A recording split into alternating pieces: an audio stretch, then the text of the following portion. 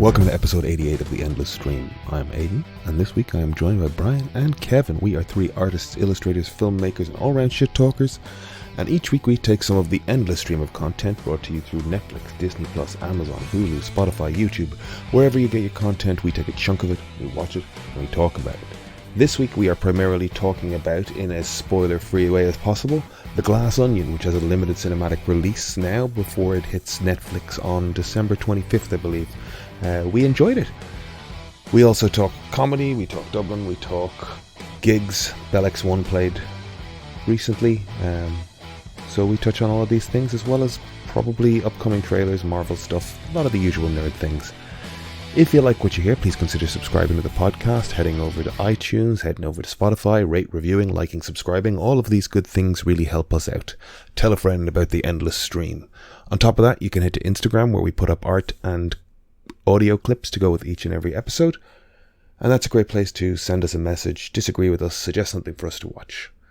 You can also send us an email at theendlesscast@gmail.com. All of that being said, let's get into the episode. That's a great place to start, man. Kevin, what are you doing tomorrow? I'm going to be doing a zine workshop at Little Deer Comics in Smithfield, and I'm very excited for it. I think they're good. Like, they're going to basically show you how they, because obviously the guys are experienced indie comic book creators and all that jazz, but they're going to be showing you like stories and like story kind of aspects, whatever, just things from there. I guess their experience, but the main thing is they're going to be showing you how to make a zine. So I think like you work on your story, you do whatever, and then they'll show you how to format it online to print it off and make a zine out of it. Which I'm looking forward to doing because I don't know how to do that, and it'd be cool to kind of just go there and meet people and see what's up. Is it because I know there's a place called Damn Fine Print that does a little bit of that zine workshop thing as well, I didn't know that. Where I think it's that thing where it's like you're printing an A2 page or an A3 page, and like you fold it 6 ways, and suddenly it behaves like a little book. So it's like printing. Yeah, I'm sure that's what they're doing. Yeah, and they're going to show you how exactly how to print on the sheet and stuff. I don't know if you'd be interested in doing it, Aidan. To be honest, I figured you might not be. You have a lot going on. Yeah, I've kind of too much going on. I'm curious. Anytime I can add a new thing that I know how to do, I like doing that. Yeah. But share with you some stuff I learned. Yeah, if you learn things, tell me. But I think it's going to be fun. I think it's very exciting, right? It's a pretty good idea. Yeah. Get some zines going. I was talking to one or two of the comic book shops in town, just because chatting away to the lads, and they said that they put if I did anything I liked, which is probably not likely, but that they would sell it. So we'll see. Class, man. But that's when you say if I do anything you liked, get over that. You know what I mean? If you do something, sell it. Get it out there. I kind of, because I want to go in there prepared tomorrow. I don't want to be like sitting down going, "Oh, what am I going to do?" So I think Brian suggested this before to me. Brian, actually, to be fair, I was talking to Brian ages ago about doing a script or a comic, and everything Brian said actually turned out to be true and came true. Basically, he said, like, do something small, do a song or something, and all that jazz, and don't try and do some big massive thing. And then I went off and tried to do the big massive thing that will never get finished. But so I've taken a leaf from Brian's book of trees and advice, and I'm going to banana a zine about Big Iron, the Marty Robbins song. With the big iron on his hip. I turned it into a little 8-page. Yeah. 7 or 8 page comic. I can't remember, but I've started thumbnailing that already. So, yeah, I think songs, especially like Western songs, are a good place to start. Just stories. Yeah, I always wanted to do a little like, Isis, the Bob Dylan song. I always like that, like the. I don't know it actually. To be honest, wanted. I don't listen to this Bob Dylan. The man who could I do think you, if you were to ask Bob what it's about, he would say, I don't know, it's just saying things, because it definitely feels like that. But I liked the images in it at the time when I first heard it, and I always kind of thought I could draw a little, just illustrate each line. He's got a few of those. Like there's one called Lily Rosemary and the Jack of Hearts. Mm-hmm. Do you know that one? No, I don't listen to much Dylan, to be honest. I don't. And Ramblin' Gamblin' Willie. Ramblin' Gambling Willie. Those are 3 songs that I like. Right. Chris introduced me to a couple of them. He's a big Dylan head, or was anyway. Don't want to put that on him if he doesn't want it on him. Chris and Dylan head, yeah. Yeah, that's what I always said about him. It's his mantle. Yeah, you can see it in his face. But they're wandering stories, but they've got good sort of Western imagery. He went through a cowboy phase. Yes.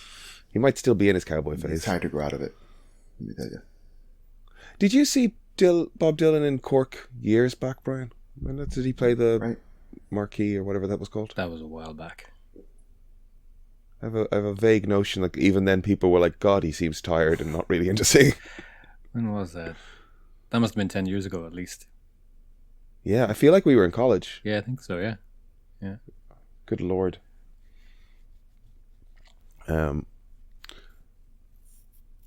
Was it worth it? Would you see Bob Dylan again? I would, yep.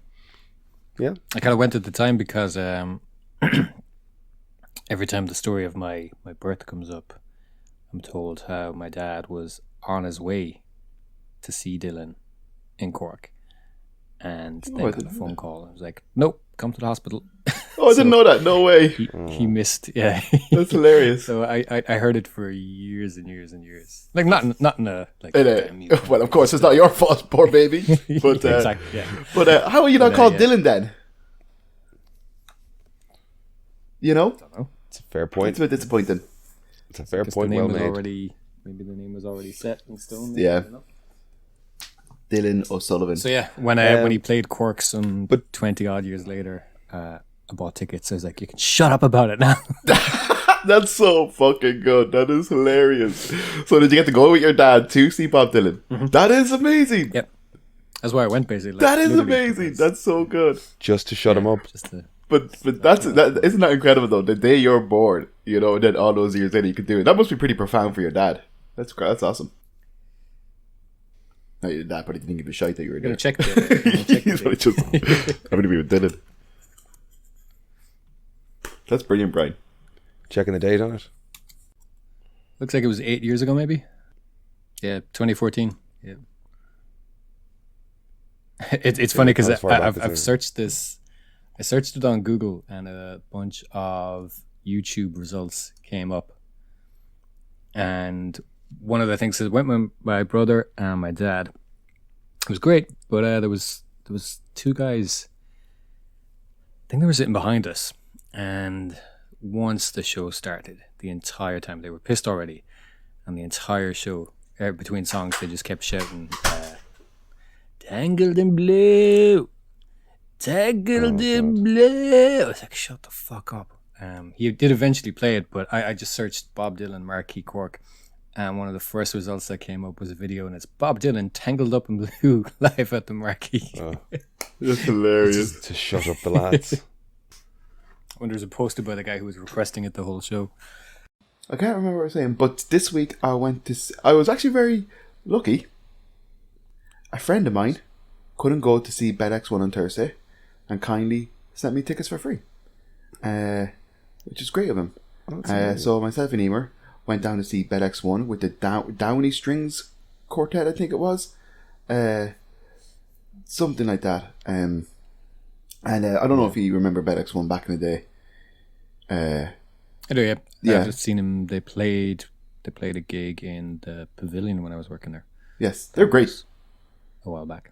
Yeah, they're really good. I really enjoyed them. And it's mad when you just see like these 3 guys. Like, of course, like they've had a pretty stellar career in Ireland, like a pretty solid career in Ireland, But just 3 guys on stage, like hopping between keyboard or piano, bass, guitar, stand-up bass, banjo, singing. It's just like, wow, it's just a wealth of talent. Like, I'd love to be able to play one instrument, and these guys are hopping from drums to piano, singing and guitar, and it's like it was awesome. And like they just, it was such a clean, tidy little set, and their songs were great. It was just I know it sounds a bizarre way to describe a gig, but it was just super endearing to see these just 3 guys just doing something really, really cool and kind of beautiful or whatever, It was just so nice. It was a great little experience. We had a blast. We had an absolute blast. And then last night we saw a band called Colombian Mills Have you ever heard of Columbia Mills? Columbia Mills? Nope. I wouldn't have a clue now, to be honest. Emer's brother, his best friend, was asked to play fiddle for them on stage. So we went down to kind of watch the lads, you know. I don't know, prog rock, lyrics, I don't know, that kind of stuff. But there was a support band before them called Kazar or something, Kaza. And that was pretty intense. Pretty freaking wild. How's that spelled? Kazaas or something like that. Very, very good. Very, very good. Like I said, a bit intense now. You know, I wasn't expecting it. A 3-piece, you know, kind of lads doing like more synth type stuff, and then a fella belting out like songs, you know, singing. But his voice was powerful. Lyrically, was very, very intense. At one stage, like he ripped off his parka jacket and was completely topless and took out lipstick and dew in his face and wrote "no love" in his body and all that kind of stuff. pretty insane for 7 o'clock on a Friday afternoon. But the thing is, right, I'm all for it. As in, like, you go you, like, you know, if you're doing art, you're being creative, you're expressing whatever, like, kind of go for it. Why not? It was incredible. Like, I would listen to them if they have Spotify stuff. I'll add them to a playlist. Some of the songs are class, but super intense, a bit wild, yeah. But go crack. It's a band I really want to check out. Are funny playing in March. Who's that? Be right. We should go. The Comet is coming. And when is it?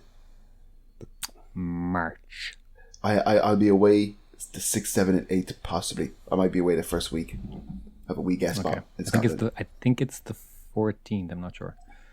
We're in Scotland. I am going to Glasgow. Nice. I've never been to Scotland. I met this gentleman, Mark, a couple of years ago at a convention. Super nice guy. He bought some artwork during lockdown and put it up in the studio and stuff. He's been keen to have me over. I've been keen to go over, so I'm going to head over in March and I'm going to go for a couple of days. Awesome. Yeah, why not? I might be potentially going over to another guest spot in the UK as well. I'm going to try and start doing the old guest spots things again next year. They're fun. Nice. Try and do work as well in studios that kind of cater to that style. You know, in a sense, like, kind of get in with some of those shops. I was invited to a shop in London, quite a popular shop.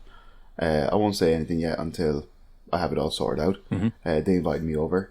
I didn't go because of COVID, but I will go ASAP.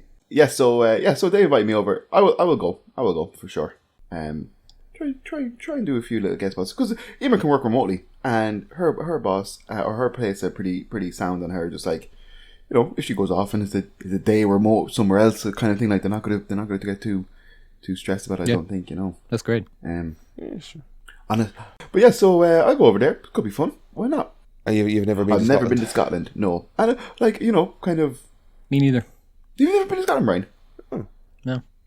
We should have done that. We should do that some stage. Edinburgh would be great. We should go to Scotland. Yeah. Well, you're good. Do you want to go to Scotland? You're doing Fringe, aren't you?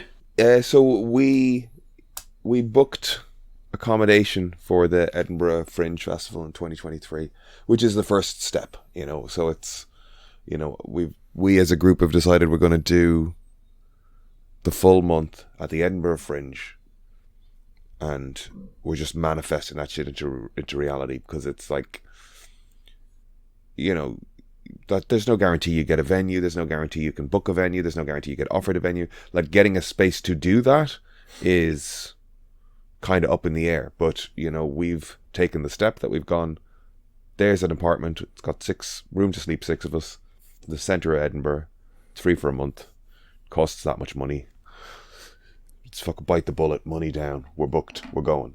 So Connor's going with you, is he? Yes. He was at Bellis One, I believe. I think I saw him there. He was. Did you see him? Did you see him there, or did you see? Emer pointed out to him. I was like, "Oh yeah, saw a few people there actually." Spot him, wouldn't you? He's a rangy chap. I don't know what that means, but yes, I did spot him. Lanky motherfucker. Oh, big man. He's a big man on campus. Yeah. So yeah, we're booked for that. It's exciting, but also like, oh man, you see me. I don't know, not spiraling, but you see me trying to organise one gig a month. It's like, let's do 30 in a... in a month in another country, organizing 6 people to take time off work. But that hopefully is a collective effort and not just on you. Yeah, it will be for sure. Jesus Christ. It was funny you were talking about the place we were last night. We were doing a gig last night, and like I can go into it or I can avoid chatting about it.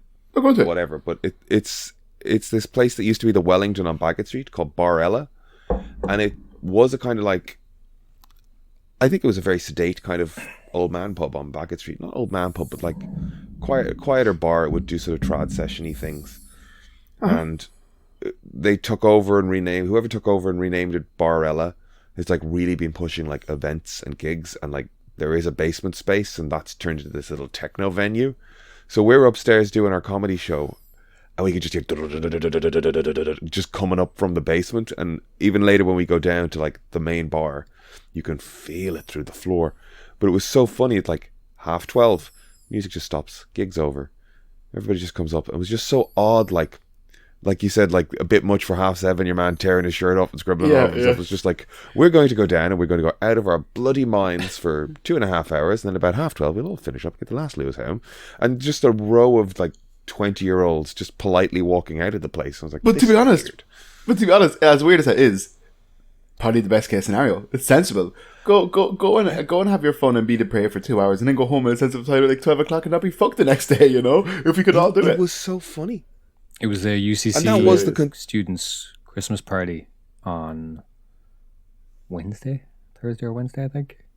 And they were queuing for pubs at like since 7 a.m. The pubs were opening at 10 or 10:30 for them, and then playing music all day, all fucking day. And they were queuing. They were queuing to get into to get into a pub at 10:30, but like they're queuing since 7 a.m.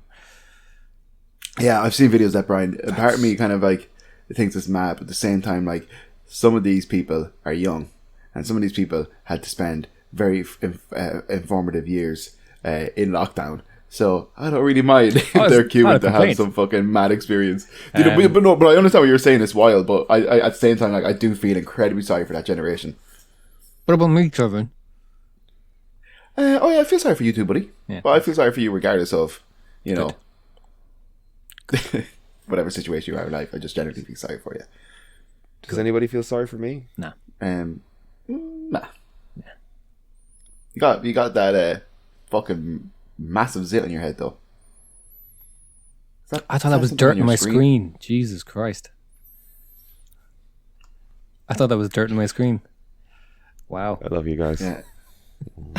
I'm not even joking though. There was a piece of dirt that is lined up perfectly. No, like just perfectly with it.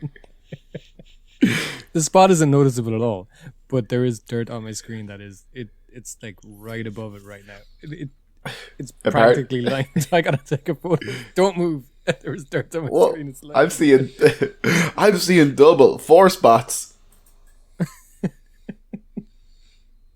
I'm gonna send you the photo, but it is dirt. It's not the spot. Okay. It's harder to see it through that massive vein that's protruding through your head now from sheer anger. Yeah, but I've got like I have a vein, but I've also got like a ridge. It's like I have a fucking head injury or something. I have a ridge. I get a like. Brian, I had that. Here I had that deep ridge. If I feel my skull, I can feel a deep ridge going down. It looks like an axe wound. Yeah, like it's not showing up now, but it's right there down here. It's like fucking. Bro, I got one of them instead. Yeah, I also have like kind of that like I have that like almost like I want to say like Ron Perlman type jutty out brow. You can see my fucking brow on my skull. I'd say. Also, I've realised I have a Stan Lee hairline. Look at that. The Stan Lee. Oh yeah, that's recession, isn't it? Apparently, I got my haircut during the week, and from Dawn, Norby's partner, and she said that my hair is great, and I was like, am I going bald? And she was like, far from it. Like your hair is great. But yeah, that is what people tell us to reassure us. Oh, but actually, no. Look, that's actually less Stan Lee than I thought. It's always angles. It's always angles, But, right? It's always angles. I don't. I'm not too worried about it. I'm this close to shaving mine at the moment. Actually, it's kind of. Hey, your hair's beautiful though, Brian. It's been a while since I shaved it completely. Off. It's thinning massively. It doesn't look like it now, but it is. Like, receding was the problem for a while, and then like it just stopped receding, I guess. But now it's like thinning. It's getting really thin. And Super thin. There used to be like volume here. Yeah. There's no volume anymore now. why don't you do the Matthew McConaughey thing of just whatever that was? Remember I sent you that? Plugs? No, he didn't do plugs. He got some Oh, he did plugs definitely for a while. Rogaine thing. Apparently, that Everything- minoxidil stuff does work, but it's not permanent, so you just have to use it forever. Yeah, it, I heard that. it sheds a lot. Apparently, like it grows, but it doesn't. Okay. It doesn't stay in your scalp. Yes. Sheds a lot, so you have to use it non-stop. Apparently. Yeah, well, I don't need to shed anymore. God bless poor Reamer. It's like living with a shaggy dog. It's terrible. Even I think it's terrible. Hair everywhere. It's awful. We just gotta just embrace it, boys. Just Well, embrace that's what I'm it's saying. easy. I might just shave it all off, and if it comes back, it comes back. If it doesn't, then it's. If it doesn't come back, then it was leaving anyway. So. But at least you can grow a good beard, Brian. That's always, I think, Well, that'll help. know. All right. That'll help. that will help. Yeah, do a Jeff Bridges Iron Man 1. Now, there's a good-looking man, though. I mean, and he's got great hair. He still has great hair. Yeah. Have you watched The You Old think Man though yet? he still has great hair? I'm not. I'm getting through Community, and then it's The Old Man. Speaking of Community, I've started season 5. I don't think Have I've you ever never seen. Community? I've seen it up to season 4 definitely. Oh, it's a big So Community. season fan 4 for was sure. the gas leak year, right? Yeah. Season 4 was when Harmon left. Yeah. What was this now? Express that. So express that. Yes. Harmon got ousted at one point Oh, and here, wasn't I'm running the losing you. show. But just 1 second, because I want to hear this. I've lost you. Can you hear me? Have I? We can Sorry still again. hear So you. yeah, Dan Harmon. So Dan Harmon got ousted at one point. Brian might have better understanding of why that happened, but basically they got rid of him and they had 2 other people running it. My basic understanding was It was a bunch of stuff. They weren't happy with him being public about the Chevy Chase stuff as well. It was Right, like yeah. usually, they like to keep everything, appearances of like smooth internal. sailing and stuff, and internally, and he was very kind of public about what a dick Chevy was. So it was more than just. It was partially to do with More the than just scripts and his stuff, but working methods. that was part of it too. It's a lot. Yeah, but he did talk about the fact that he would kind of land things on them last minute in order to get away with things, which is a time-honored tactic in like producing things. Like if you're going to I don't know, like if your script is going to be a weird meta examination of a particular film thing, it's like, don't give them time to think about it, just get the fucking thing delivered last minute and make it. But season 5, like, he came, like 1 through 3 is kind of fun. It's fun and solid, and then I enjoy the rest of the seasons. But they all have this little like, it helps to understand some chaos happening here. Like, he was gone for season 4, he comes back for season 5. They kind of half pretend season 4 didn't exist. They refer to it as the gas leak year. I think there's one episode where there is a gas leak, the Halloween episode. But season And 4 is so- pretty good. Season 4 is fine, but It's not great. It's fine, but he considers it a kind of like, he joked about it on his podcast, going, it's kind of like an insulting impression. He's not wrong. Kev's gone. Yeah, I don't know that insulting impression, but he feels like it was an impression of him. I think he's right. I rewatched it recently, and it's not good. But also the subsequent seasons aren't great either. No, the subsequent seasons. The, Are you the back, Kevin? Russos had a huge part to do with that show. Same goes for Arrested Development. If you watch like the first episode of season 5, I think, of Arrested Development, it's like a bad impression. It genuinely is, because they kind of establish like the visual language of the show, so they kind of know. I'm sure it's probably even directed by people who have been on previous seasons of it, Yeah. but it just feels so different. Somehow wrong. It'd be great for anybody to try like teach how important style and kind of choices in terms of like shots and type of camera, handheld, the different energy and stuff to compare the pilot and the first episode of season 5. It's Is this? Sorry, you still talking about Community? Could I drop out there? it's kind of, yeah. I was talking about the fact that the Russos had a huge part in. There was much creators of Community, as Harmon is, and the same goes for Arrested Development. They weren't just like directors brought on. They had a lot of say in terms of the style and the kind of creative choices of both those shows. And I was saying that I rewatched Arrested Development recently, and I think it's the first episode of season 5. Just watch that side by side with the pilot. It's bizarre. They are copying the cuts and the type of camera moves and things like that, and it is just flat. Somehow It's wrong. just it's really interesting. Like, just even watch the first scene of it. It's Michael Cera and Ali Ashoka talking, and like it's doing the camera cuts. It's got the kind of handheld camera. It's doing everything that the show kind of previously did, and there is no punch. Yeah, There's it's no kind of like weight to uncanny. stuff. It's like that flat. uncanny valley type of thing. It's like it's the same, but it's off. wrong. Something's wrong.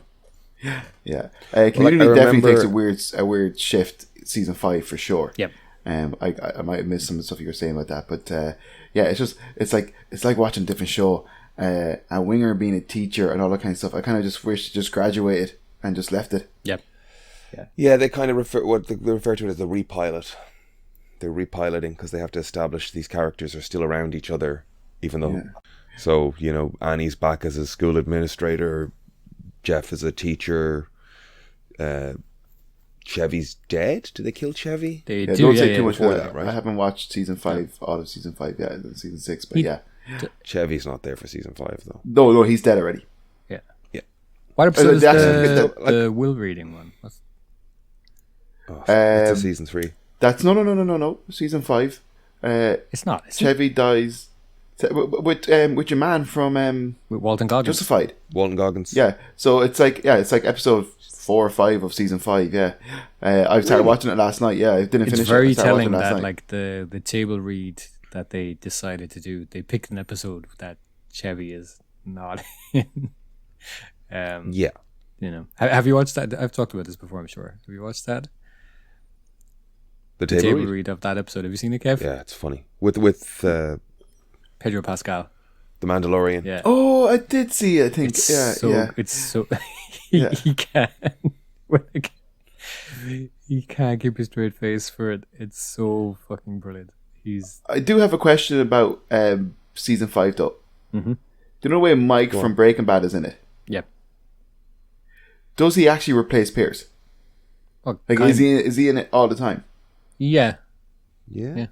Yeah. They have a He's gone by sort of season numerical 6 though, dynamic isn't he? they want to hit. Just for they don't even explain it. They bring in No,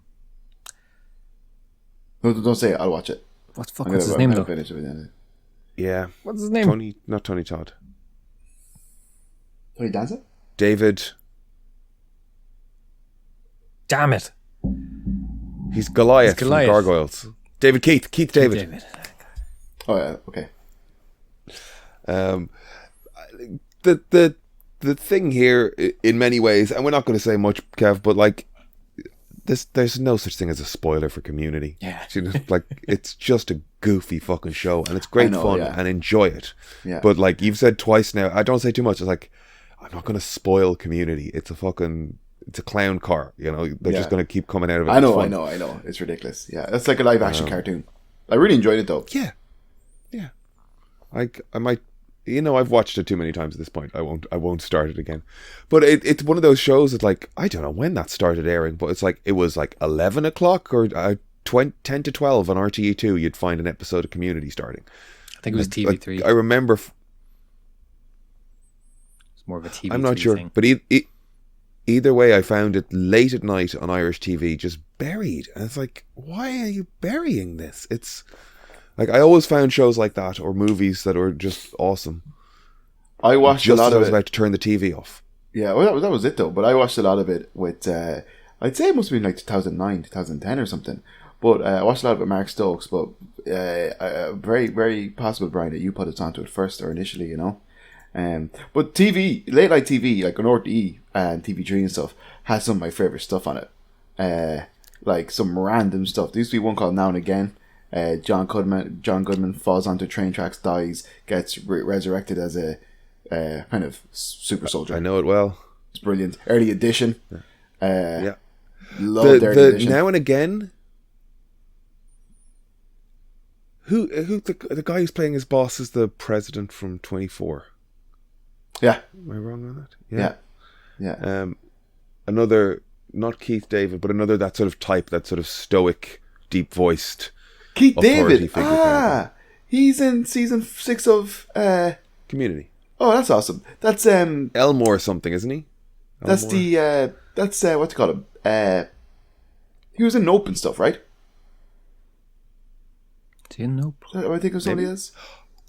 He might. He's in. He's in this. Yeah, he's in the start of Nope. Yeah. Yeah. Okay. Thank God. Yeah. Great guy. Yeah. He's Now also and in They Again Live. was a weird one. Yes, he is. He's a guy who fights Roddy Piper. Yeah. Now and Again was a weird one because it was like that. Like when did TV3 start? 95, 97, somewhere around there. Now and Again got me because it had this super soldier conceit, and I love John Goodman. He's only in it for like 5 minutes, but for some reason the John Goodman goodwill carried through. There's dick all superheroics in that show. It's great. We had no comic book content, so just the idea that somebody might be a super soldier was enough to keep us watching a series where basically it was just a guy in a lab who would like lift something that was heavy once in an episode, and they'd talk about it and talk about the tests they were doing on him, and he wanted to visit his wife, but they wouldn't. Do you know this show, Brian? Not very well. No. Not very well. No, I haven't watched it. I've basically heard of it, but I've never watched it. You'd recognize the main the main guy as well. Can't think of him. You'd recognize him as well, but I can't think of who he is. But yeah, good show. They take John Goodman's character dies at the start of it, and they take his mind and put it in the body of a genetically engineered super soldier, and they're like, we're going to use you for things, and then they like basically never do.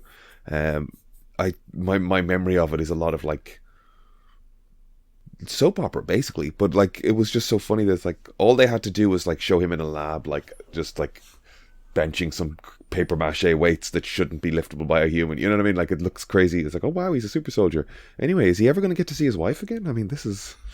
Well, that's it, isn't it? He was always kind of like floating around his family, and his family would get in trouble, and he'd saved them last minute, and there was a whole thing of the government being like, you can't get too close, and you know, you jeopardize this whole thing, and all that kind of stuff. You know, it was good fun. It had the like, it was a little RoboCop-y really. It had the like, you know, we own your body, and if you're not going to play ball, we can just switch out a new brain type of thing, you know.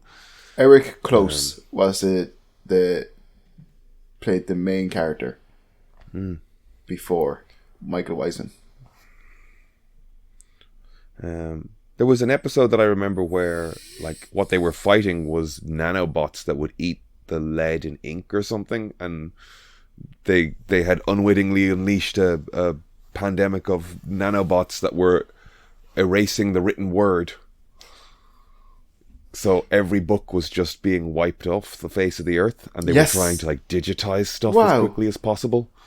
And like, again, it's so early internet days that it's like 97, 98, that like they weren't taking it from a place of like, of course every book is digitized, you know, or of course there's a digital copy of.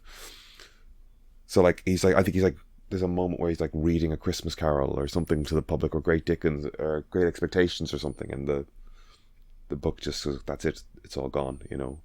And it's a Twilight Zone-y kind of thing. He wakes up and it was all a dream kind of, but spoilers for a show from 1997. But I never like an It's All a Dream scenario. Why did I bother watching it? But oddly enough, that story did stick with me. Just because I was like, again, you sold me on a Captain America show in essence, and I'm just watching scientists talk about, I don't know, a Tipex robot that's rubbing out books. But do you remember a TV show? And I want to say, like, I know I'd find it if I looked for it properly, because it was definitely of that era, like kind of, the First Wave, The Invisible Man, John Doe, all those was things. The third wave? Third wave. So, First Wave was was it a First Wave? Was a show about aliens and like Notre Dame? The third wave, because they were talking about they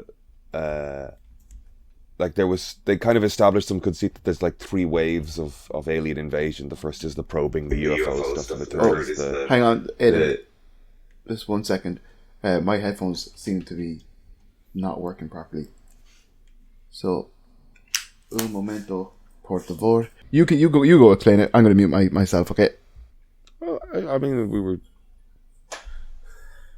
talking about a show that you were talking about. So, Explain it to me. So, a little Googling leads me to find out that Kevin was right. It is called The First Wave. Bollocks. Wow, my brain did shit to me. That's weird. Yeah, it was kind of a hat in a hat kind of TV show where, they just like, it wasn't enough that there was an alien invasion happening. There was an alien invasion that was predicted by Nostradamus, and they were using his quatrains to get ahead of alien incursion points. They would interpret some 4-line piece of text from a 14th, 15th, 16th century prognosticator and use that to indicate that like aliens are going to be in Nebraska, and then they would go and investigate. Kind of X-Files-y, you know what I mean? Like, you'd have to show up and find where the weird shit was. But I think that's a good way of describing it. It's like, it was overconceived. It could have just been an X-Files type of show. You there, Kev? I'm back, yeah. Sorry about that. Okay, you were right. I apologize. It was called The First Wave. I don't know where I got the third wave from. The third wave definitely is another show. It's not going to be the third wave. Then it's going to be the third something. Third Watch was a show, cop show, years ago, or kind of emergency service show. It's okay if I remember it right. The first episode we meet this guy is like a former thief, but like a security specialist now for people.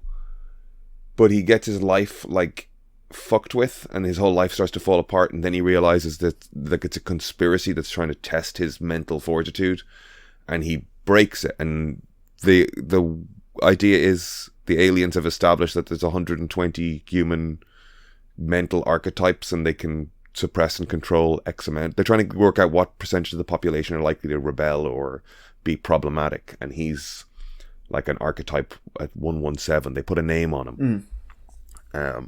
So again, there's your first conceit. He's a weird... He falls within a resistant class of humans that's going to rebel or fight back. He's our hero. That's our protagonist.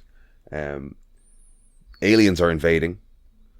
It's a bit X-Files-y. Every week they have to go and find where the aliens are fucking around with a locale, so every episode he's in a new place and he's trying to work out where the aliens are doing what.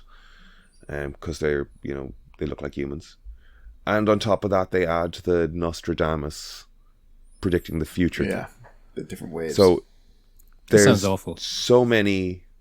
There's great. So many layers of conceit on it. And yet, I loved it. I loved it so much. Yeah. Any of those things, man. Sliders. Great stuff. Yeah. Renegade. Yeah. All of them probably... I get the same vibe off of all of them, that they were like shot in Canada in the 90s. Yeah. Do you remember the Invisible Man show? Yeah, great show, man. Great one. Really, really good. Where he's like, again, I think it's a thief. Yeah. And a government body inserts a weird genetically engineered gland into him that covers him in this quicksilver stuff that turns him invisible. Yeah. But it's like a psychoactive, like it's addictive, or it turns you ragey. So if he uses it too much, he gets hulked out. Yeah, because I think you have to like medicate him. As far as I remember, there was like another version of it, if you get me. his enemy Yeah. was a previous version Yeah. of himself or something. Yeah. But I feel like he was also like, was he like wrongly accused of something, and this was his road to redemption. Yeah. Um, Did you ever get to the end of that show? Because I feel like it got cancelled before it really dug into this, but they get into the idea that it's not a genetically engineered gland at all. oh, They got it out of a Bigfoot, and that's why we don't see Bigfoots. oh, very interesting. Brian's face just... I think This is the the less bad said about that, the television better. hour in the morning Yeah. with Aidan and Kevin. I so loved all good. this stuff, man. I loved all this stuff. My bread and butter, and it's definitely shaped my taste. But I the thing think I is, watched like stuff like this because it was all that was on, and I never really enjoyed it. But it was all that was there. So I loved it. I lived for I it. hate it. yeah, I hate it. I would buy SFX magazine and read about when the new series were coming. Earth Final Conflict or Contact. That was a great one. Earth, Earth. there was First Contact That was it. Earth First and Contact. Was it? Earth Final. This is all just like Sci-Fi Channel reject bullshit shows. Like just It really It was. wasn't even That made Sci-Fi it. Channel Reject. Dude, It was sci-fi when it... Yeah, that made it over Huh? here onto our small Irish stations. You know what I mean? Like, but I loved it. But it's definitely of the time. It's definitely like late 90s, early 2000s, like cheap CGI. People had spiky hair. Yeah, great highlights. But I was going to say I do remember a show, and I think it aired on TV3 late at night, and it was kind of like they'd investigate like kind of. Well, which is like it's obviously this is where like this type of stuff I was super enamored with as a child, but kind of like they investigate the paranormal and the strange and the weird, and I want to say not Niles from Buffy, but the other Watcher maybe, or somebody that looked very much like him was like the main character, and he, or not the main character, there was a female main character, and he was kind of the. Like, the show was focused on her, but he was the guy with the knowledge. The way Buffy is, the show's about Buffy, but then she has Niles or whatever, you know? But this one was like I don't know. Giles. Like, he was a librarian I or let it go something. once. But, thanks. But I can't remember the show. It was like, well, it was something Falls. I want to say it was like Wonder Falls or something, but it wasn't that. But it was some weird, quirky, like, I remember just one episode of them investigating, like, a case of stigmata and all that kind of stuff. But, weird stuff, but cool. Really, really cool. When you start talking about it like this, you start to go, God, it's all very post X-Files, isn't it? Oh, yeah, man. You know, oh, for just- 100%. Yeah, it's all the same. Like X-Files was 91. No, wait, was it? It's pretty early, yeah. I remember when that kind of was a height of the popularity in Ireland, and I used to watch it. I used to have the indents beforehand, but why? Sir, Yeah. 93. Apologies. I was far too young to be watching it. I was like 5. Oh, it scared the shit out of me. Yeah, I do. You know, basically, it's like I have a fondness for those things, but I realize they're utter crap, and I'd probably struggle to watch anything of the same vein nowadays. Nope, I'd watch it all again tomorrow. Fair. Early edition was great though of that show. I loved Early Edition. That Again, it was so fucking stupid. You just... but it made me love Was Kyle there ever Chandler. any answer why that man got tomorrow's paper Doesn't today? matter. Why do you want answer for things? I suppose you're right. Yeah, Brian gets it. What's the matter? Why you want answer for things? But yeah, that's all I watched. So yeah, I went to a couple of gigs, and I went and I watched Community. That's all I watched. You've both seen Knives Out. You've seen Knives Out. I've seen Knives Out, but I've not seen their newest one. Did you enjoy it? Yeah, it's good fun. So the killer is I'm Brian- glad I saw it in the cinema. Oh, really? Yep. How come? Netflix have bought the rights to distribute it or put it on Netflix, but they've given it a 1 week cinema distribution. It's like 1 week release window. Whether or not they go back on that in the new year when it's Oscar season or something, I want to build hype on it. But it's out this week, and it's beautiful. It's a great fun time in the cinema, so it's worth seeing in the cinema if you can. I'm going to cinema next Wednesday with you, though, so I'm not going to go to cinema twice next week. Okay. Sorry, Brian, I cut you off there. What were you going to say? Nothing really. But you enjoyed it. I did. Yeah, I mean, it's kind of hard you to happy talk you saw about it it in without, you don't want to spoil too much. But I hope we get like one of these every kind of 3 or 4 years. They're fun. Like they're formulaic is kind of sounds too harsh a word, but like there's a formula for this stuff, and Johnson, he knows how to put an interesting twist on it, basically. It's kind of Columbo 2022. Yeah, and like formulaic is the wrong word, but like all the kind of base ingredients are there. It's nuts. Yeah. And it does it really well, and it's not. It's fresh, It's familiar, but it's fresh. Like I remember reading the first kind of bit of news about the first film, and all we knew was that it was Rian Johnson. It was called Knives Out, and we knew the cast, and we knew it was some sort of detective thing. And the film I pictured in my head when I heard like Rian Johnson, detective, Knives Out, Daniel Craig, Chris Evans, it was exactly the film that I kind of Really? not in terms of like kind of plot and beats and stuff, but like but just tonally. Yeah, exactly. Yeah, it's kind of exactly the film that I was hoping it would be, and the sequel's fun, and I hope we just kind of get one of these every 3 or 4 years. Great. It's Jeez, good fun. That's the best possible compliment you could give something, really, isn't it? Yeah, like it's I want more. It's It's what Branagh's trying to do with the Poirot stuff. Mm-hmm. And the Poirot, like I love Poirot, and I like. I tried watching both Miss of those, Marple, and not so much. they're not good. They're not. I like the Poirot. previous. I like the previous iteration. Kenneth Branagh's one. Have you seen those, Kev? The ones he's done? Yes. Yeah. The original one's like No. David. Kenneth Branagh has directed 2. He's done what? Death on the Orient Nile Express and and Express. Death on the Nile. I've not. Is that Hercule not Poirot? good. No, Yeah. I'm not watching them. That's a pity. Yeah, that's a pity. Yeah, I like the because original one. I haven't heard that they kind of weren't great, but I thought it's my kind of thing anyway. Yeah. I'll check it out. Yeah, but for sure. They're not good. They're not. Do you know- unfortunately. Do you know in Captain America, Hans? What's his guy's name? He becomes the computer in Winter Soldier. Toby Jones? Toby Jones. He's a British actor. He's in that Detectives or whatever it's called. He's in a great version of Murder in the Orient Express, but I think it's Hercule Poirot with what do you call him, David Suchet. Yeah, but it's a modern enough one. It might probably come out in the last 10 years. It's so good. It's so good. Yeah, so like I watched those over the decades, and Yeah. like I'm actually just having a look here as well. They made 70 of those. Yeah, brilliant. Yeah. Over 30 seasons, from 1989, 13 seasons from 1989 to 2013.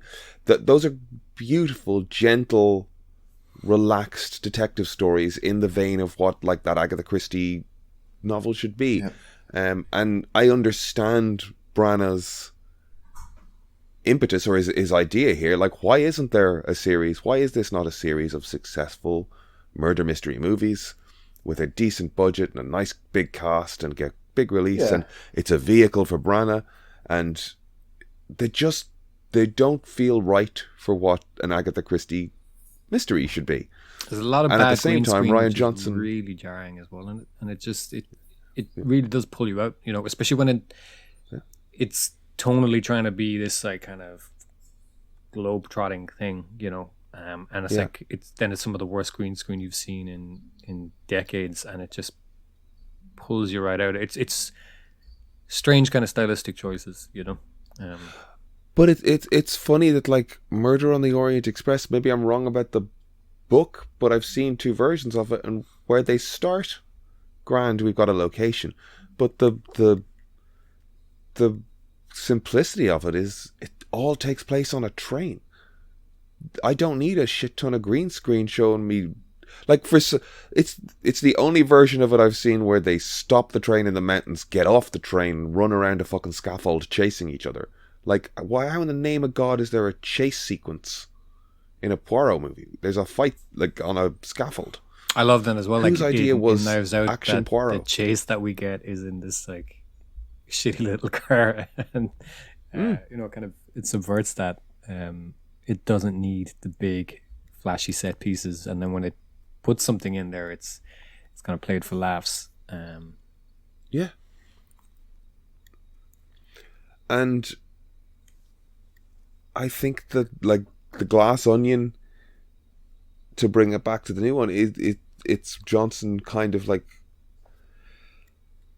I want to say, proving that we can do more of these things with Benoit Blanc, and that character's endearing and fun, and like we learn a little bit more about him in this than we did in Knives Out, and like I'll happily learn just a little bit more about him each episode, like the extended social circle or his home life. Like they very gently touch in and around these things. I mean, saying stuff that's just in the trailer, like the cast is great fun. Ed Norton, I said to you afterwards, and again without saying too much, he's really leaned in as an actor to the idea that people just kind of innately don't like this guy. He's got an unlikability about him that he is playing for. He's playing very well.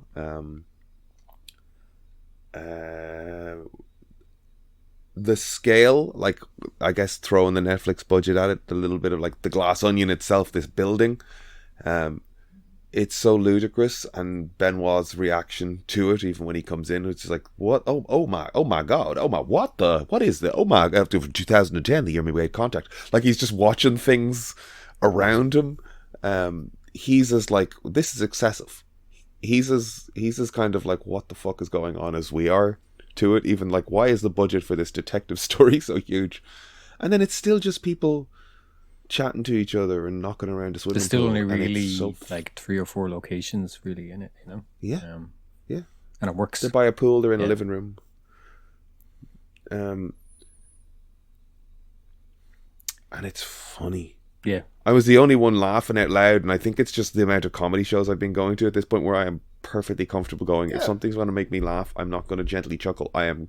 Oh man, I laugh at the cinema by myself all the time. Laughing loudly. There was small audiences, like when I saw it, but it still got big laughs. I won't spoil which line, but there's a really great joke. Is it Jessica Henwick? Is that her name? Which character? Peggy. Brady's assistant. She was in Iron Fist and a bunch of other stuff. She's great. Jessica Henwick. She's in Game of Thrones. She's a line in this, and it's delivered very, very well. Do you know which moment I'm talking about? I can guess a couple, but I don't want to ruin it for Kev if he's going to see it. Sweatshops. But that's all I'll say. Yeah. People got big laugh. She's brilliant. She's great. She was, to be honest, the only good thing in Iron Fist. Yeah, she really was. I think that's fair to say. She, like blatantly clear from episode 1, you know. Yeah. Was that Connie? Yeah. Oh wow. Okay. Yeah. Good. I think the jacket gave her a bit more volume in Iron Fist. She's kind of gangly in this and awkward, whereas I think different character, I guess, you know. Right? It's just acting. But good to see her. Yeah, good to it's see acting. It is good acting. To see her, but I was good just to like, see her wow, doing something. Such different energies. So good to see her coming out with that Iron Fist thing. Because you'd be terrified that we could just like. But she was one of the. That was the thing as well. She was one of the fucking sand snakes in Game of Thrones who were not well received either. Yeah. They're much cooler in the books, unfortunately. But she's great. My laughing started people around me laughing. Like the first few things where I just like was like, this is so fucking funny. I just was like, I'm just laughing out loud, and gradually as it went on, people around me started getting more vocal in their laughter. But like, it was weird. IMC Cinema Dunleary was where I went. Now, I'm not a huge fan of Cineworld. I guess I'm just not a huge fan of outside cinemas, even though I like cinemas. I'm not a huge fan of Cineworld. We've talked recently about a couple of experiences I've had where people have just been fucking disastrous. It's the people in the cinema. IMC Dunleary is just a fucking mess. It really is. Like, years back, I would always just go to the cinema that was near me. And I was like, IMC's great. But eventually I realized that like only half the fucking speakers were working in any given room. And there was a few times in a row where I had to go outside and go, hey, the movie started but the lights haven't come down. Or the movie started but the sound isn't in line with the fucking movie. Oh my God. You know, so I was just like, okay, I've phased that out. Eventually they refurbished and they started their IMC Galactic. And basically they put in new chairs, but they feel like rubber. And they look sticky. They're not sticky, but they look like they've been in a theme park for too long. It's not a step up to my mind. The speakers now work, and they put this like decal up the length of the screen on a diagonal, but it's a paper printed decal, right? It's a thick paper that like they've pasted up like billboard style almost. So it's not a nice vinyl, great professional finish. It's somebody got a bit of like, you know, billboard style paste pot, old school, and it's bubbled. And at the top and bottom of it, going up the diagonal, there's a black beading. And it is just like they went up to Woody's and got a couple of like 2x4s, drilled a hole and put screws in along the way. And it's fine, but it just feels so DIY. And the minute they did that, they then went, IMC Galactic tickets, €5 more expensive than regular tickets. It's like, you're charging me extra to go to the one screen that works. Your finish isn't good. You're charging me because you fixed the fucking speakers. And I went to this movie on Thursday evening, and the screen is like buckled, so there's shadows on it. There's two big dirty black shadows on it. The house lights that are supposed to be like low level illumination for in case there's an emergency, they didn't work. So there was a big emergency exit green bright light at eye level in the cinema, just glaring in across from the right hand side. Now once the film got kind of bright, it wasn't as big an issue, but anytime it was dark, there's just this big green glow hitting you. The popcorn was the dregs. The lads who were serving it looked disinterested. I know looked disinterested is a like, you're doing service work, you know, you're not exactly over enthusiastic anyway. But the two guys that were there to smile at them. Yes. Aidan wants the peasants to smile. Aidan wants the peasants to be held to a uniform standard or something. Jesus it's just Christ. The whole place fucking felt the whole place felt fucking shabby. It was so wrong from top to bottom as an experience. It was like this is so weird, and you're charging me extra. And they've done some sort of refurbishment again, because they had an A4 piece of paper with like fucking whiteboard marker written on it. New Lux screens, LUXX, €5 extra. And they've fitted out two screens. You should just stop going there. IMC Lux. Boycott it. I basically had, and I just went down again. And I'm like, yeah, I've just reaffirmed my fucking decision. Like, this is ropey. They started as well, like, you've been there. The place used to be quite spacious, and the downstairs area where the toilets were, behind the escalator, they put a new screen in. You know, they plastered up a wall, put up a screen in, and there's maybe 15 seats go in there. And then when you get to the top of the escalators, again, there was a sort of open foyer area, and they'd went, we can jam another screen in there. And again, so now they've two additional screens that sit about 15 apiece. And it's just ropey. Just ropey. I would just go to the Lighthouse every time if I had something like that in Cork, but we don't. This is the problem. It's like I do like a like straightforward cinema. The Lighthouse has a little pretension to it, but at the same time, you cannot argue the fucking place is well maintained. The screens are good. The people are good. We're going but it's to also see pretty far from me. Mask of the Phantasm there on Wednesday. As much as anything, me ranting about the experience seeing Glass Onion is my way of covering Glass Onion without talking about the narrative of Glass Onion. It's tricky to talk about. At the end of the day, it is. You're gonna go see it, at Kev, the or are end of you the gonna day, wait till it's out next month? Oh, Glass Onion. If it was in the cinema for longer, I might be able to go see it. But I don't know if I'll see it, to be honest. I don't know. I really loved the first one, though. It was so much fun, and I don't know. I recommend it. Yeah, I cannot picture the individual that wouldn't like it. It's just too much fun. Also, in movie news, did you see the new trailer for, is it Disney or Pixar's Elements? I saw the teaser poster for it. I didn't watch the trailer. Somebody posted a picture of the trailer and then just like did every Pixar movie since Toy Story. I was like, what if Toys had feelings?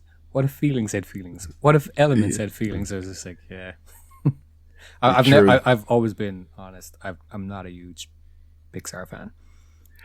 I like Inside Out and Soul. And a lot of Soul was down to Reznor's soundtrack. I really enjoy it, but I'm not a Pixar fan. I've never been. I love them. I find sequels are a little bit less fun than, say, the first one, of course, you know. I really like Pixar movies, but I don't rewatch them too often or anything like that at all, but I absolutely love the experience of them, and I can go there, I can enjoy it, and I can move on, but I do look forward to it. I'll always watch them, you know. The Incredibles was pretty like formative for me getting into animation. Like, it came out just as we were coming into college as well. Like, I would have liked all the Disney movies and stuff growing up, but The Incredibles, again, it was the Fantastic Four. It was a superhero movie with a huge budget, and again in an era where superhero movies were for really those exact reasons. I should have liked it, and I don't.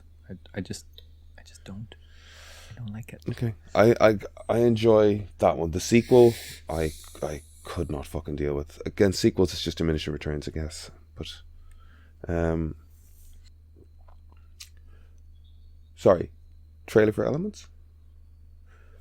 I only realised it's out. Oh, I didn't realise it's out. I watched it tonight. I'm excited for that. I'll be honest with you guys. I started spotting little clips of it on TikTok and was like, "Oh, did somebody get a pre-screening?" And it's like, "No, it's out." Yeah. So, I watched something recently with Emer. I must ask her what it was because I can't remember. Maybe you guys might know if I say it. But a group of people ended up going to a house trying to solve a murder, and Agatha Christie was there. Agatha Christie was there. This is a fever dream. Could be a dream. That'd be so weird, wouldn't it? And she was like, she was a bit weird, and she'd made everybody tea. And like, these people weren't meant to. They were like, I think they had showed up. Do you know what? Unprompted. I know exactly what you're talking about. I do know what you're talking about. Well, I think I know what you're talking about. There is a movie that's like a pre-Agatha Christie, Agatha, like it's sort of like a quasi-origin murder story. I kind of know what you're talking about. I'm also thinking of the Doctor Who episode where they encounter Agatha Christie and a bunch of stuff. But there is a film. I don't know why I watched this, but like I don't know why Agatha Christie was in it. She was like, it was like she was done comedically, you know. I think she was like meant to, because like, you know, with Agatha Christie, I don't know if this is fact. It might be just more of an urban myth. She started to kind of like lose her. I think she kind of had dementia or something towards the end. So there was a Radiolab episode about that, where somebody had taken. Oh yes, you said this before actually. And put it into whatever fucking algorithm, and it looked at the use of vocabulary and the like literally like the number of words and the complexity of the sentences from her through all of her writings, and towards the end the vocab dropped hugely and the complexity of the sentences, and the last book is kind of all over the place and about a writer with dementia. Yeah, fair. There you go. I don't know what that was. We watched with that in it. I hope it wasn't a dream, because then I'm slowly starting to not being able to distinguish the reality from my dreams. I really do want to figure out what that is, because I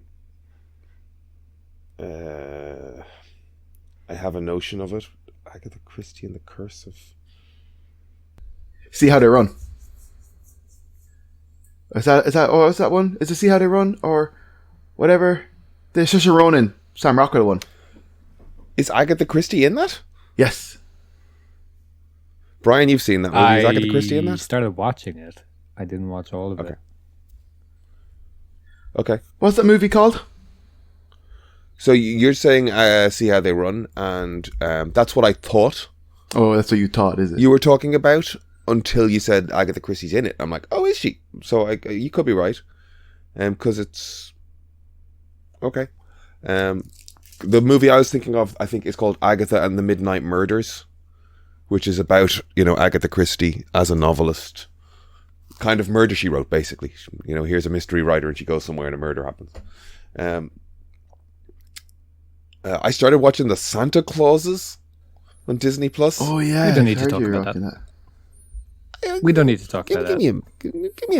I give you 30 seconds. I'm starting the timer. You can Um, start talking before I start the I- timer, but I'm stopping. I loved Tim Allen growing up. Home Improvement was a favorite show. Toy Story and the Santa Claus was a favorite movie. I love it. It doesn't quite hold up anymore. The subsequent sequels are garbage, but at the end of the day, I guess you do have to go. They're just kids' movies. What I'm finding funny, and I'm going to relax a bit because your timer can eat my dick. What I'm finding funny about he's going to cut me off. I can't believe it. What I'm finding funny about it is the kind of right wingness of the first episode. That's not funny. That's not funny. It was weird. It's not that it's particularly right wing, but it's stuff like, oh, you can't say anything these days. I can't call a kid naughty. We can't give them they go through every naughty. There's a scene where they're going through kids that are being naughty, and she's going like, no, that's ADHD. No, that's dyslexia. No, that's is they come up with reasons to explain the behavior, and it's like that's demons in her blood. But no, that's probably there's a lot of misbehavior in children that's down to how they're engaged with as people, and it's funny that they just decided to write a scene taking swings at that as oh, you can't say anything. Also, the joke just doesn't work because he's a magical being.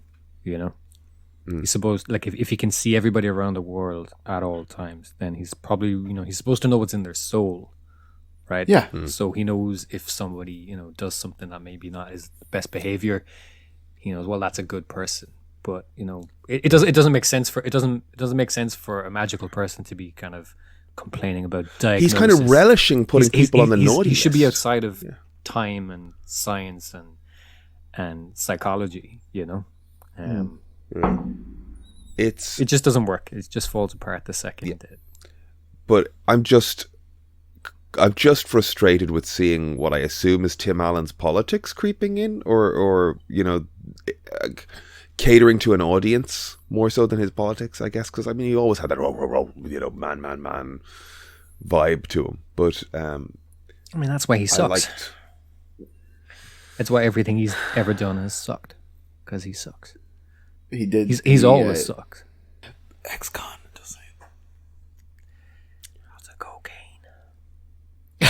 So there's a bit where he's like, you can't even say Merry Christmas anymore. It's that sort of shit.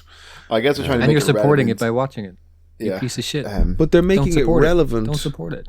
To Just don't watch. That you can't say Merry Christmas thing is 20 years of fucking. But the thing is, the thing is, your right, viewing endorses but it. What I would say though, I would say maybe, and this is benefits out here because I've not watched the show. Maybe there's an arc that he has to overcome to realize that it's not about Christmas. It's about treating people with respect and kindness and love and all that kind of stuff. Maybe Santa's on an arc of self-discovery. No, he's just a bigot. Fair. He is the whitest of white guys. It's Santa. I'm not saying he's a bigot, but it's lost a lot of. It's lost. Fuck's sake! I am overthinking this. The initial conceit of the Santa Claus movie was us from a real person experiencing a sort of magical context. Oh yeah, for sure. And now they've layered in so much nonsense, magical MacGuffinry and dogma that it's just it's weird. There's so many props and this thing indicates the kind of Christmas spirit that's live, and this and it's just. Anyway, look, fuck it. If kids enjoy it, leave them at it, I suppose. Not if it's putting right-wing propaganda in their brains. This is true also. There is a character, and again, maybe I'm overthinking this. One of the elves. Can we stop talking about it? One of the elves is the one that's calling Santa on his diagnoses. Like, oh, they're not naughty, it's this. Oh, it's not naughty, it's this. It's not naughty, it's this. And in the space of one scene, he says, okay, well, you're in control then. What do we do? And she then goes on a fucking mad power trip in the space of like 30 seconds. And it's a weird comment on like don't put women in charge. Again, it feels, don't put women in charge, but also the Peterson kind of like a liberal agenda is just as fascist. You know, that sort of vibe of like, if you let liberals in charge. These people are just as bad as us. Yeah. Just as bad as us. Weird. It's weird that they did it inside of 90 seconds, and I'm annoyed that I was able to see it. I'm happy that I could see it, but I'm also like, I know too much of that argument that I can see what they're doing. You know what I mean? I'm annoyed that I know that argument exists. I might skip it. I might skip it, yeah, to be honest. No, you got to watch all 9 episodes and we'll talk about it. Because your watching is an endorsement. Yeah, true. Even if you don't like it, they say Talented, people watched you know. it. This is great. You know, people hate watched it. Brilliant. Just don't watch. Don't watch, yeah. Poor old Tommy, the White Ranger, passed away this week. I read the note left by the guy who shot up the Walmart, and it's fucking deranged. The guy who shot up his own employees. I don't know that. Yeah. What did he say? When did this happen? Like just this Wednesday week. or Thursday. Like, yeah. Like Monday was the gay shooting, and then Wednesday, Thursday days was the later, Walmart one. The manager of the Walmart. Oh, he was a Walmart manager, yeah. Sorry. Shot a bunch of employees, then killed himself. And like the start of his last, I don't know how he left it. It was, there's emojis in it, so it was on some type of note or something. But he's just talking about, you know, all the people around him with low intelligence, and people talking shit behind his back, and his phone's been hacked. But then he also spells orchestrated, like orca, ORCA, and then straighted, like straight. So, you know, not the brightest himself, but delusions of grandeur. Well, as a person that has delusions of grandeur, typos happen on apps. That's not a typo. Anyway. Orchestrated is not a typo. I suppose you're right, yeah. You have to type each of those letters. Because even I know how to spell that word. But could you do it now, please? No, hold on. No, don't put it. That's awful. CH.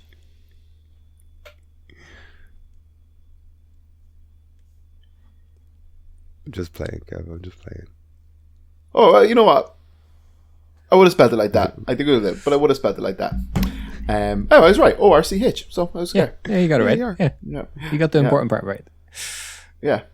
ESTRATE. I would have, to be honest, would have said it right. I know, dude. I know. It's the minute you put somebody on the spot, they panic. But Brian knows, and I'm sure you know as well, Aidan, for sure. But Brian knows over the years as well that if I do not know a word, I will say it and ask. You know, I'm always just like, yes, okay, what does that mean? Yeah.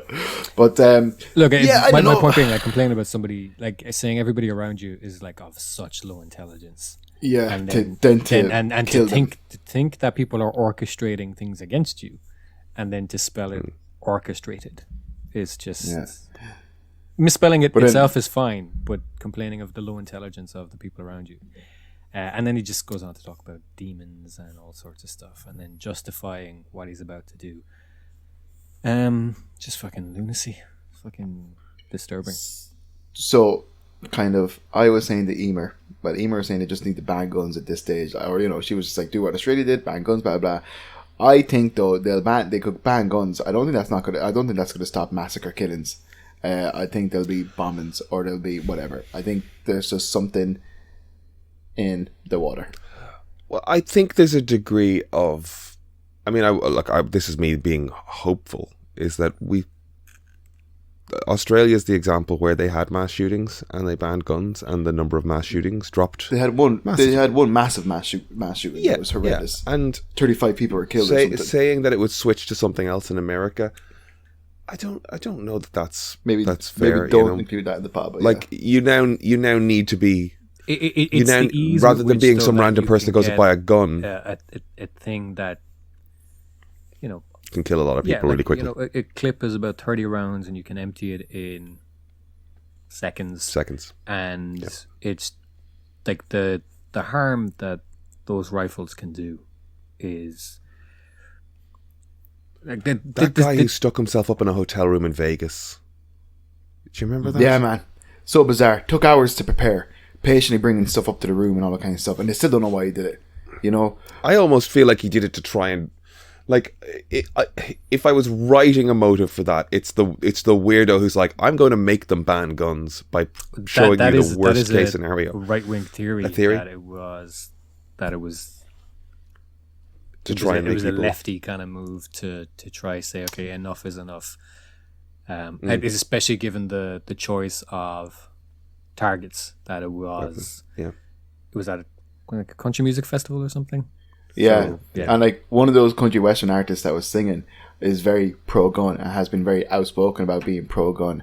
And then after that experience, he was just like, I had guns, I had fucking whatever. He's like, but no one had a fucking clue what the hell was going on, where the fire was coming from, and me having a gun in that situation just made things worse or harder. Or I think he's so anti-guns now after being in it, you know. But there was loads of people that had guns and stuff at it, and they couldn't do anything. It was just like who's fighting, who's firing at who? Like it was a clusterfuck, you know. I mean, that last school shooting, there was people there on the scene with guns, and they were too fucking scared to go cowardly to they act. didn't know what to do. Yeah. So there was no justification anymore, because anybody who still wants a gun for whatever their reasons can still get one. Yeah, you know, it's the it's like here, and it's everything else around it. Yeah, and the argument that like, man, it's so much easier to get a gun than it is to know how to make an effective bomb. You know? And the fact as well, I think this the shooter before that, a couple of days before that, I think they'd been banned from. They I don't know, they still don't know the full details, but they were saying that they got their weapon through some loophole. They possibly even faked their death or something like that. So they wouldn't have passed whatever checks are there at the moment, but they still got around it, you know.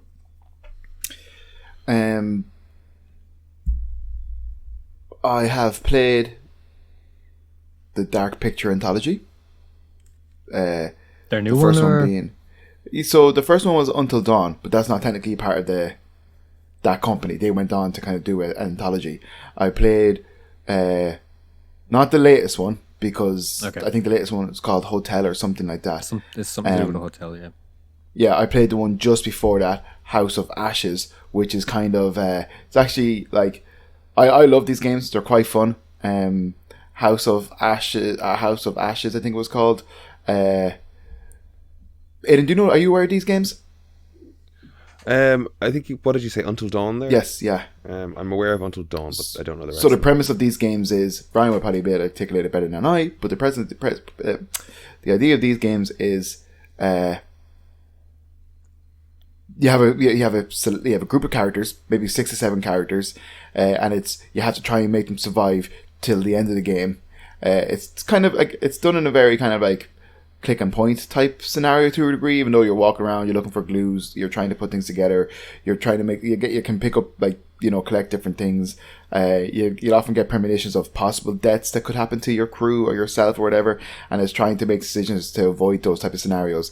And then if your character dies, the game just moves on, like it kind of goes in a different narrative, you know. But it's really, really good, and I played that one at the weekend, and I hope to play the other one, but maybe over Christmas. I'll play the other one over Christmas.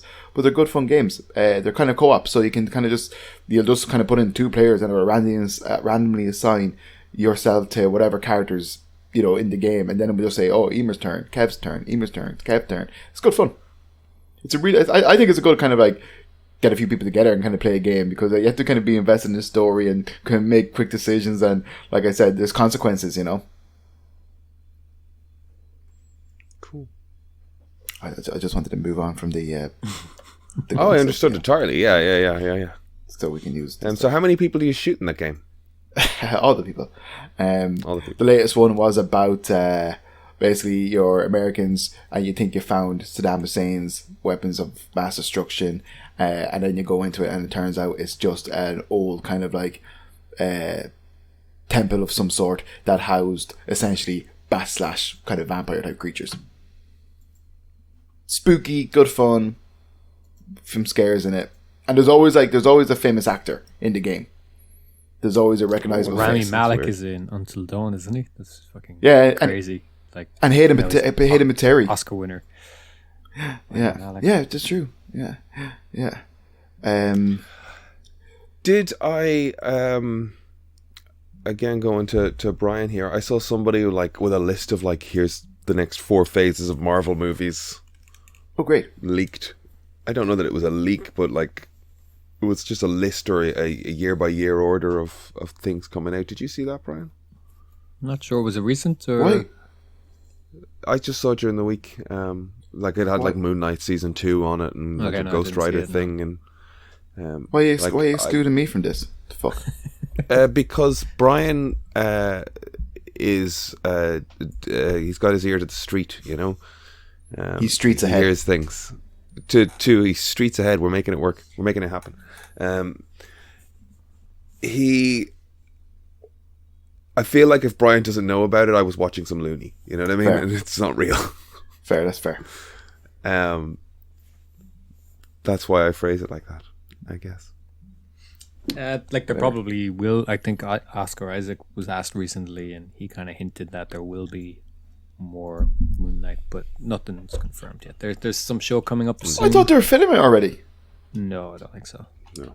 There's some show coming up soon, CCXP or something like that, CXP, that Marvel have a 45-minute presentation or panel or something on, and C2E2 or something, is it? CCXP or something like that, I think. Okay. Sure. Yeah, sorry, bro. Yeah. They're expected to make a couple of announcements at that, but there's a lot of it.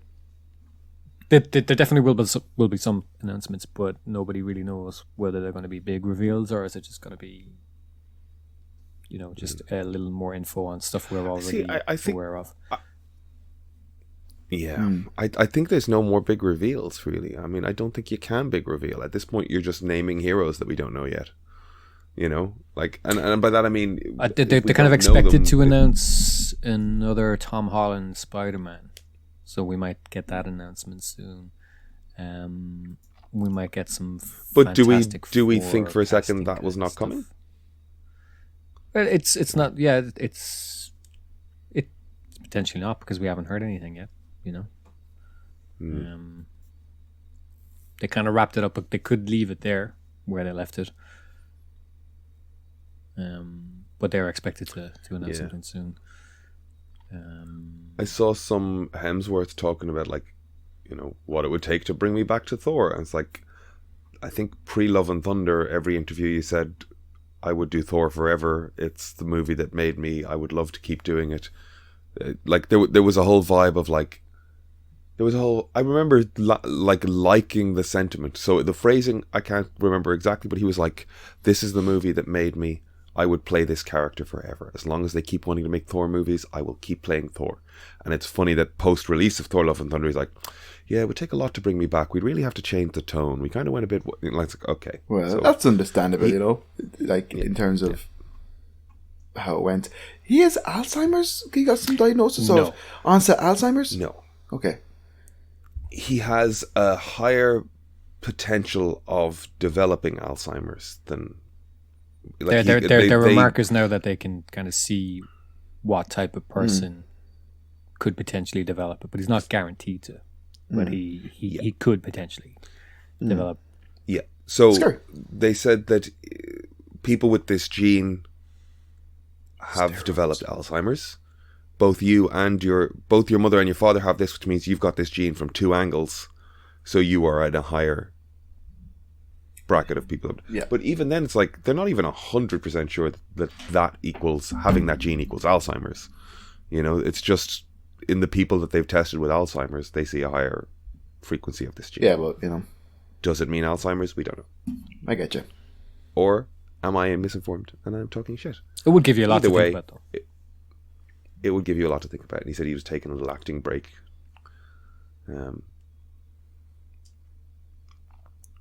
It's a fucking bummer when you go to make a TV show about like the power of the human body, and you know how I've built my career on it, and I love to surf and I love to climb, and I'm Chris Hemsworth around the world. The limitless nature of the human. Well,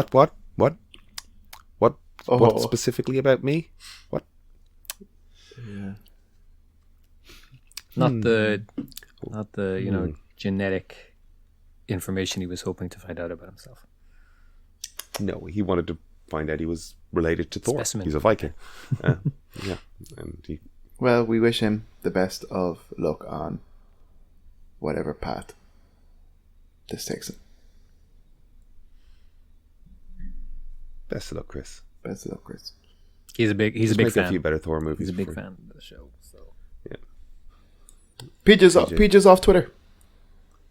I saw that. Yep. Lots of people are off Twitter. Did he go over to Mastodon? Yep. And he posted on Instagram as well. Did he close the account? He deactivated the account. I don't think he deleted it, but he deactivated it. He did say I it. wonder would he be back. I won't say any more than this, but Glass Onion could not have come out at a better time, given the plot and subject matter. It's On point. yeah. Yeah. Ryan Johnson. He's obviously talking about a certain billionaire class generally, but it's Yeah. impossible to But- not think it's specifically Elon giving just the 2 weeks of blunders the guy is fucking, But who? Even if you're writing this a year and a half ago, what's the billionaire he's talking about other than Elon? Bezos, all of them, to be honest, because they are. Oh, to be fair, I forgot about Bezos in the middle of what the last month has been. I forgot that Bezos existed. Especially given that it's during pandemic that it's taking place. It's all billionaires he's talking about, but it looks quite specifically like. So, do we have anything? Do we have anything positive and upbeat and optimistic to end the episode on? It's almost Christmas. It's almost Christmas. It's almost Christmas. We're seeing Batman: The Mask Christmas. of the Phantasm on Wednesday. Yep. I look forward to that. That's a Christmas movie, isn't it? I think there's a Christmas moment in it Yep. at some point. I remember my dad. Now I don't know if he'd remember it as such. Maybe my brothers may. But they released it at Christmas. Sorry, they did release it at Christmas originally in was it? Yeah. 95. I do remember some sort of Christmas connection. But I remember my dad watching that and telling me like for ages that was the best Batman movie. It was for a while. Yeah, I think he might. It was He solid. might still have the same opinion if you watched it again. But I do remember him kind of even watching it on his own. Like as in like I could have come home, passed through the kitchen or the living room or something and see dad watching it and stuff. Yeah, he likes that one. At the time, it because there's a lot to the Batman animated series. It owed a lot to the success of the Burton film. And then it kept some of that Burton seriousness, but also put this noir-y and the excessiveness that you could do with animation at the time in terms of like effects and locations and stuff that you couldn't necessarily do with CG or without a huge budget in those days. Just trying to come up with other things. There's, I don't know, I guess there's Christmas parties galore. There's the Christmas special for Guardians is out now. I have another Christmas show coming up on the 16th. Bag of Cats Christmas comedy show. We're hoping to make that lots and lots of fun. We're going to try and build a little Christmasiness into it. That's going to be at the Pierce Centre on Pierce Street. We've put the tickets online at €5 because this is the first place we've gone where we have to rent the venue. So we're saying €5. It's BYOB. Use the code Christmas Cats, XMAS Cats, Xmas Cats to get 30% off your ticket. So That's a podcast exclusive discount. Sure. we got a promo code anyway. Promo code is Xmas Cats to get 30% off your tickets. It's at the Pierce Centre on the 16th. It's going to be great fun. I'm doing an improv show in Bewley's on Grafton Street on the 19th with a bunch of other people. That's going to be fun as well. Can you send actually some of these dates into one of our group chats, because I'll try and make it to some of them. Send me a few dates, because whatever shows you have planned for the rest of the year, because I would love to go to see them. Oh, was there anything else? No, that's all about me, really.